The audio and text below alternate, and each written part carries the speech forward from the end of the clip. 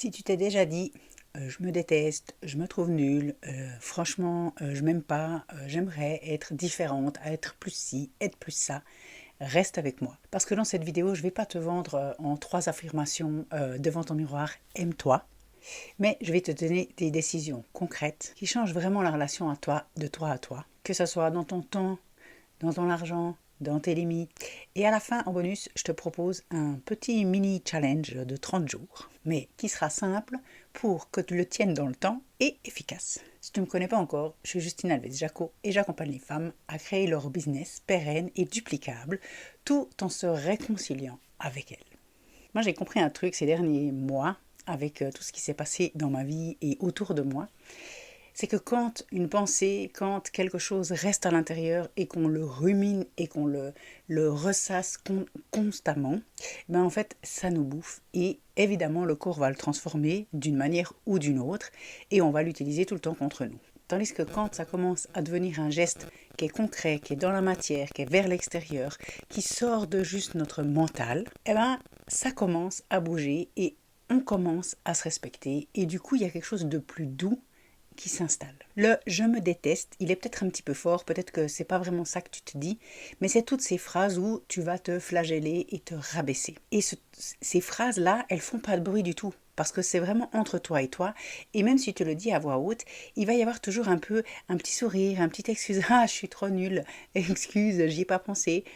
Donc il va y avoir un cinéma là autour. Mais toutes ces phrases que tu te retournes contre toi, ça veut dire plusieurs points. Déjà, tu te mets en dernier sans même t'en rendre compte dans plein de situations et avec plein de personnes autour de toi. Tu trouves toujours 20 minutes ou un petit moment pour les autres, mais pas pour toi.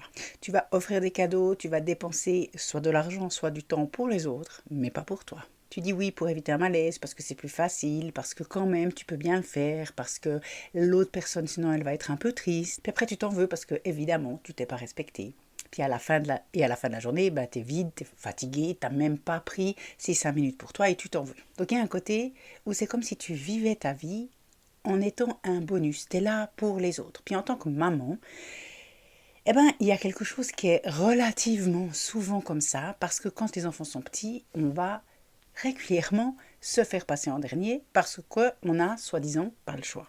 Puis avec les années qui ont passé, je vois à quel point c'est quand même un discours qu'on se raconte, qu'on peut aller challenger parce que c'est pas forcément vrai du tout.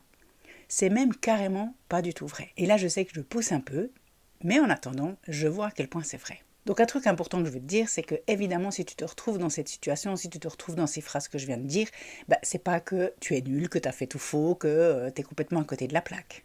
Souvent, c'est juste que comme il y a eu la fatigue, les automatismes, on est le nez dans le guidon, on a plein de choses à faire, il y a toute la pression autour, et on tient ça depuis tellement longtemps que c'est juste normal qu'on en arrive là. Et surtout, un point que moi j'avais envie de voir dans cette vidéo, c'est qu'on n'a pas besoin d'attendre de s'aimer, d'être parfaite, d'avoir atteint ça, d'avoir fait ci, pour pouvoir commencer à se choisir. Et on va aller voir qu'est-ce que c'est pour moi et ce que je te propose dans se choisir. Et tu peux commencer même si tu doutes, même si tu ne te sens pas encore prête. Et ce que j'ai remarqué, c'est qu'on est quand même toutes assez dans cette tendance de c'est tout ou rien. Donc si je commence à me choisir, ça doit être des choses énormes. Et moi, c'est vraiment l'apprentissage que j'ai fait ces derniers temps, de me dire, en fait, je vais commencer par des petites choses.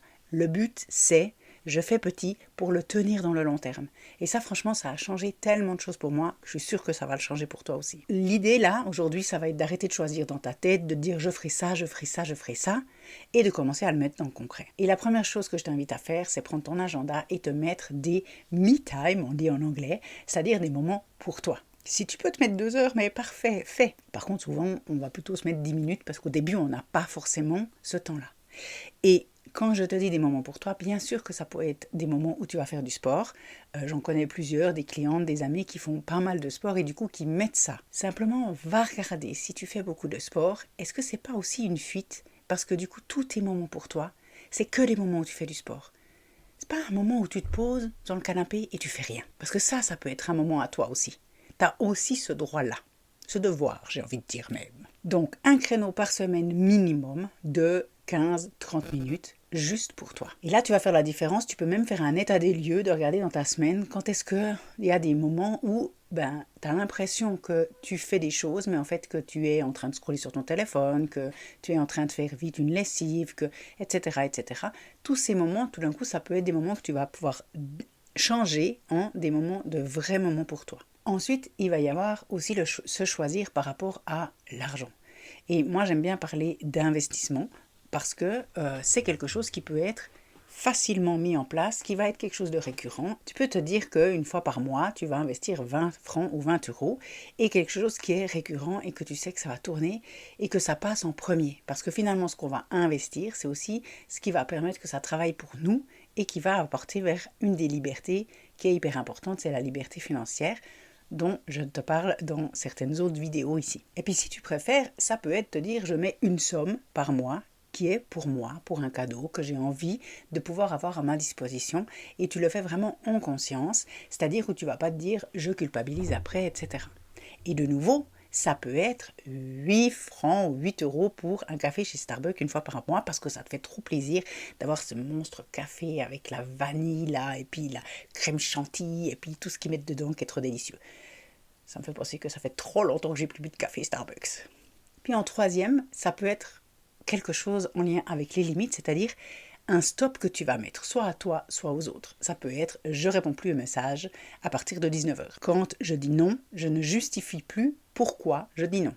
Pas tout le temps, mais une fois par jour, je tente de m'exercer à voir qu'est-ce que ça fait avec le « non » est une réponse complète. Je choisis les endroits et les personnes que je vois et je vais dans des endroits qui vont me porter, où je me sens bien, où je me sens accueillie et je balance. Si j'ai des endroits où je me sens un peu moins bien, mais qui font partie de ma vie et que je ne peux pas enlever, comment est-ce que je peux trouver plus d'endroits où je vais me sentir bien, soutenue, etc.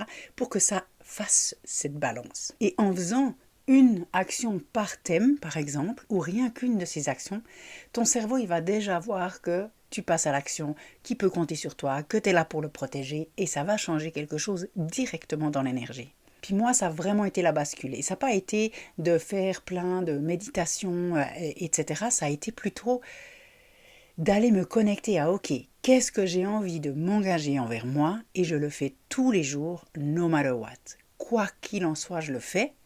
Et si j'ai des jours où je ne le fais pas, ok, ça peut de temps en temps passer, mais je fais le plus régulièrement possible. Parce que notre cerveau, quand on ne fait pas ce qu'on dit qu'on fait, on se trahit et du coup, il enregistre qu'on ne peut pas compter sur nous. Donc moi, la phrase que j'ai mise pour 2026, c'est « ma parole est d'or », qu'une de mes coachs que j'adore disait souvent, mais il y a des années, j'avais entendu ça.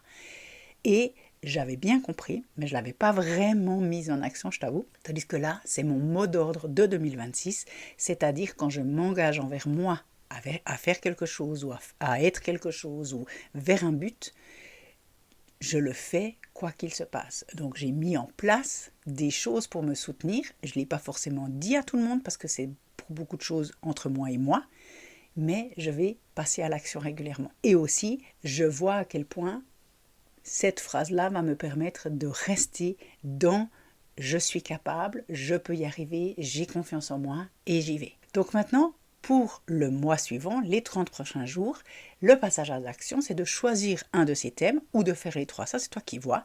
Mais commence par une chose que tu vas te dire « Ok, les 30 prochains jours, je le fais ». Partage-moi en commentaire lequel tu as envie de faire et par quoi tu t'engages. Et comme ça, on se partage et on se soutient parce que c'est aussi ça que j'ai envie dans cette chaîne. Et si un jour tu ne le fais pas, c'est ok. C'est pas une raison pour arrêter. Tu recommences simplement le jour d'après. Et ça n'a pas l'air, mais en fait, de faire tout ça, de t'engager envers toi, de faire des décisions où tu as l'impression que c'est peut-être décorrélé de « je m'aime et je me soutiens », mais le fait de passer à l'action et de tenir des choses que tu as envie de faire envers toi, ça a un lien direct vraiment avec ton estime de toi et avec tout ce que tu te dis. D'ailleurs, une des limites, ça pourrait être « j'arrête de dire je suis nulle ». Donc chaque fois que tu t'entends dire « je suis nulle », je suis pas nulle, j'ai oublié, etc., etc. Et tu recadres, tu peux aller voir une autre vidéo où je te parle de ça dans tout le détail, je te la mets juste ici. Et de te donner une preuve chaque jour que tu t'engages, que tu es avec toi, etc., c'est ça qui va faire bouger les choses, c'est pas de se répéter des phrases magiques. Si tu veux être accompagné pour faire ce travail-là, je te mets le lien dans la description de mon accompagnement en individuel et tu peux réserver une séance avec plaisir. J'ai aussi un bundle de breathwork, c'est-à-dire des séances de respiration. Le breathwork, c'est le travail du souffle qui est assez incroyable comme travail et il est à ta disposition dans la description. Puis du coup, dis-moi en commentaire sur quoi tu pars entre le temps, les limites, l'argent, qu'est-ce que toi tu as envie de mettre en place. Je te dis à bientôt dans une prochaine vidéo.